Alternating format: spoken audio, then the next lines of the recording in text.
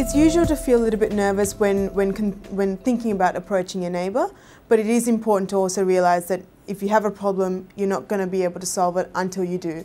So it's very important to actually make that initial step, and you have to realise that once you do, things will get better. So the initial step is to actually go and knock on that door or put in that note in that letterbox. So if you are feeling anxious, just be aware that it is completely normal, but you've got to remember that if you've got a problem and you want that resolved, then that's the bigger picture. So keep that in mind when you're approaching your neighbour.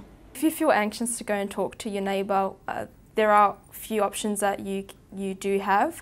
Whether bringing a family friend or a friend to your neighbour's property to discuss the matter, if that does make you feel a bit more comfortable, that is always an option. Or if that's not an option, to put something in writing and let them know if that does make you feel a bit more comfortable.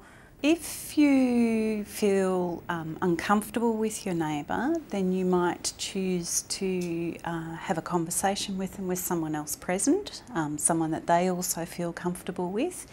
If you feel scared or very frightened of your neighbour, then you might choose to have a problem-solving conversation or something like a mediation at a very neutral site, like the Dispute Settlement Centre, or with a mediator at another site or another centre, so that people can feel safe with each other in that conversation.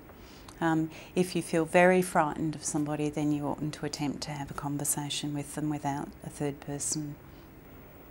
Difficult people in life are prevalent and frequent, so developing your skills in any circumstance is required, let alone when you want to approach them in regards to offence.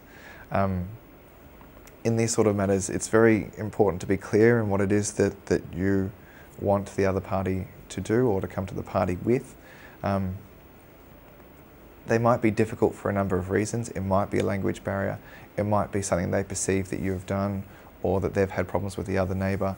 So you just want to get everything out in the open and try and work through those issues as best you can.